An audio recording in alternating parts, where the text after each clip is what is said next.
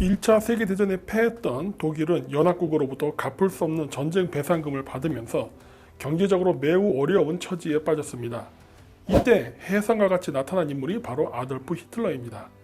히틀러가 등장하기 전 독일은 경제적으로 심각한 상태에 있었습니다. 1929년 10월 뉴욕 증시가 폭락하면서 시작된 세계 경제공황으로 인해 독일에 들어왔던 미국의 투자자들의 철수로 인해 그나마 유지할 수 있었던 독일 경제는 완전히 무너지게 되었습니다. 왜냐하면 패전한 독일은 미국으로부터 받은 투자 자금을 이용해서 프랑스의 전쟁 배상금을 상환하고 있었기 때문에 미국 투자자들의 철수는 독일에게는 큰 타격이 아닐 수 없었습니다. 대공황이 시작된 이후 독일의 실업률은 1929년에는 80만 명, 1930년에는 300만 명, 1931년에는 550만 명, 1932년에는 600만 명으로 독일 인구의 3분의 1이 실업자였기 때문에 3인 1가족이라는 기준에서 봤을 때 실질적으로 전 국민이 실업자라고 봐도 무방할 정도였습니다.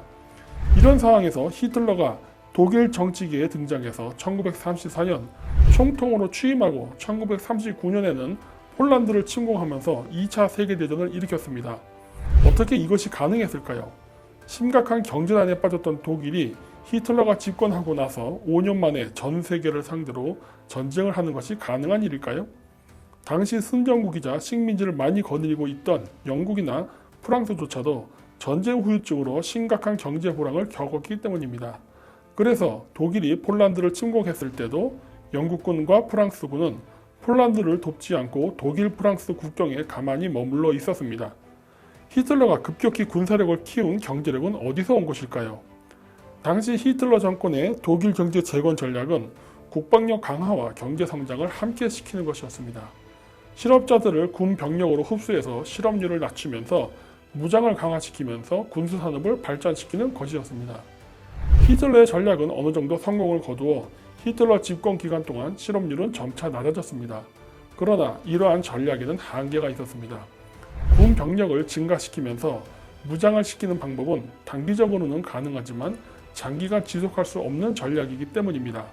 그랬기 때문에 독일은 비대해진 군 병력을 유지하기 위해 더 많은 자원이 필요할 수밖에 없었고, 이에 따라 유럽 주변 국가들의 영토를 잠식하기 시작했습니다.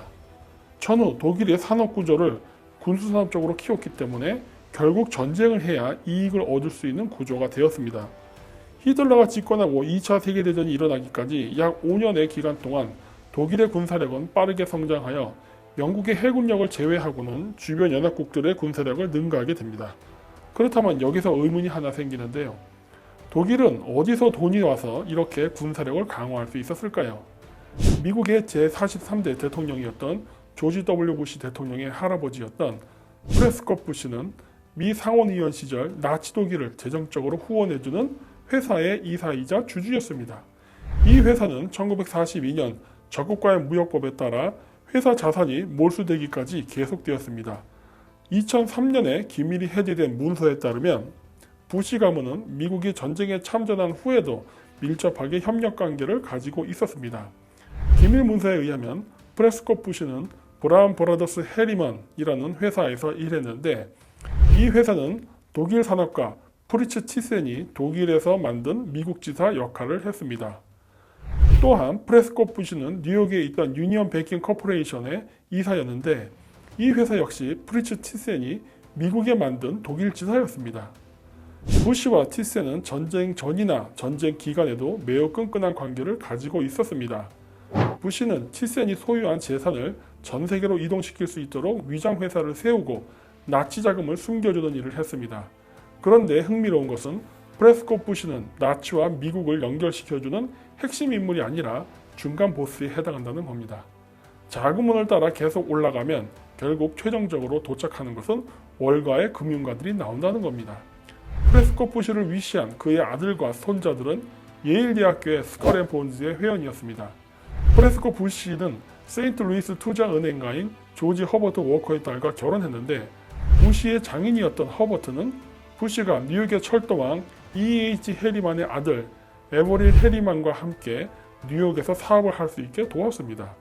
이 과정에서 프레스콧 부시는 독일의 유명한 가문인 티센 가문과 인연을 맺게 되었고, 미국의 은행업을 할 수 있게 도와줬습니다. 1926년 프리츠 치세는 히틀러 연설에 감동하여 히틀러를 지원하게 됩니다. 막대한 선거 자금을 지원받은 덕택에 드디어 히틀러는 독일의 총통이 됩니다. 프리츠 치세는 1930년대 후반까지 세계 최대의 민간 투자 은행인 브라운 브라더스 해리먼과 UBC는 수백만 달러의 금, 연료, 철강, 석탄 및 미국 국채를 사서 독일로 보내 히틀러의 나치당 건설에 자금을 공급했습니다. 1931년에서 1933년에 반 UBC는 800만 달러 상당의 금을 사서 300만 달러를 해외로 운송했습니다. 히틀러가 집권하고 군사 경제를 진행하자 독일의 CODX와 미국의 다우존스 지수는 불황을 극복하고 성장하기 시작합니다. 이처럼 1차 세계대전으로 처참히 망했던 독일이 빠른 시일에 경제를 재건하고 군사 강국이 될 수 있었던 것은 바로 미국 금융가들의 지원 덕분에 가능한 일이었습니다. 이 과정을 통해서 금융 투자자들은 독일에서 막대한 이익을 얻었을 뿐만 아니라 영국과 프랑스로부터도 전쟁 기간 중 전장 물자 판매로 많은 이익을 얻었습니다. 뿐만 아니라 전쟁이 끝난 다음에는 마셜 플랜을 실시하여 폐허가 된 유럽과 독일에 전후 복구 자금을 지원함으로써 유럽을 완전히 장악하게 되었습니다. 이로써 세계 패권의 중심은 유럽에서 미국으로 넘어오게 되었습니다. 1차 세계대전이 세계정부를 만들기 위한 초석이었다면 2차 세계대전은 미국을 통해 세계정부를 만들 수 있는 기반을 단단히 만든 전쟁이라 할 수 있습니다. 만약에 우크라이나전이 확전되면서 3차 세계대전이 일어난다면 알버트 파이크가 말했던 대로 세계정부의 건설은 완성이 될 수도 있을 것 같습니다. 어떤가요? 전쟁을 국민의 관점이 아닌 투자자의 관점에서 보면 미래를 예상하는 결과가 전혀 다르지 않나요? 그렇다면 제3차 세계대전은 발생을 할까요? 안 할까요?